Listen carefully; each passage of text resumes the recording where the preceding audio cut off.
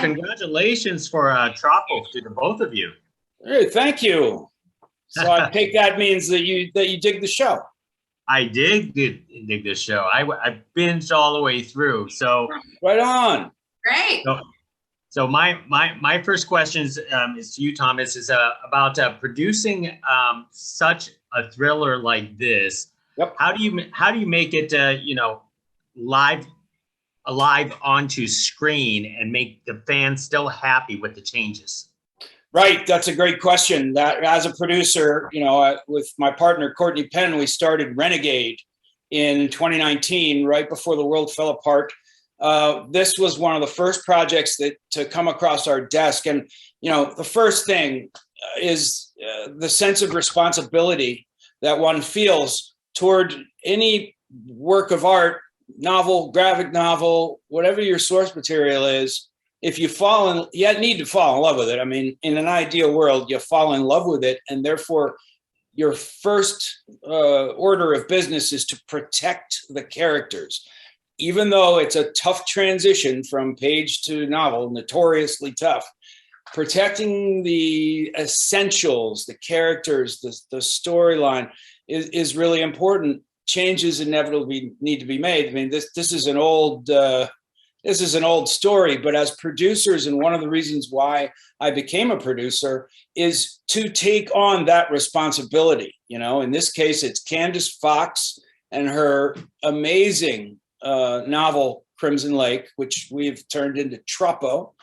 And that really is your first order. It's your first priority, not only for Candice, right? But because she created this, it's her baby and she's handing it over to you. Oh my God, I can't imagine what that would really be like. But also the fans, the people who've fallen in love with that story. Those are the original fans, So a lot of people will be exposed to her work through Troppo, and hopefully will buy her books and become fans that way. But the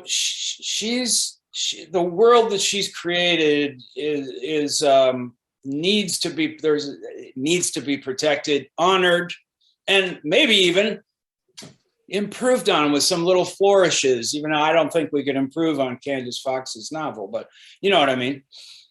Most excellent, Nicole.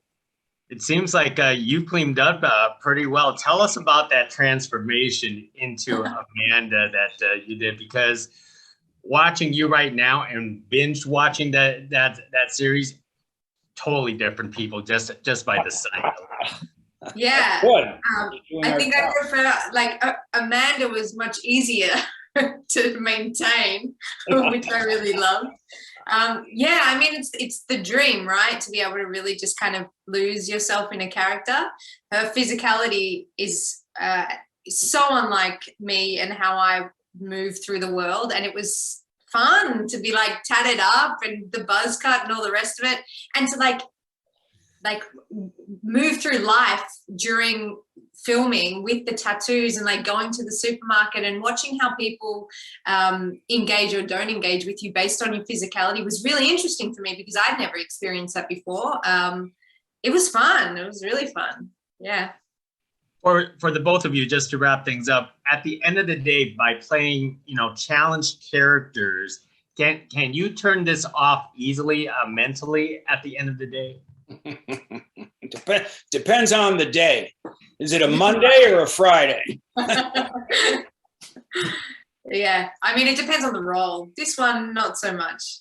No. Yeah, it was sometimes you got to live with them. You got to wake up with them and go to bed with them, and then, but knowing that this project will have a beginning, a middle, and an end. Sometimes you're conflicted about how you feel about when the show is over. I loved both our characters, and but it was also a relief to let them go.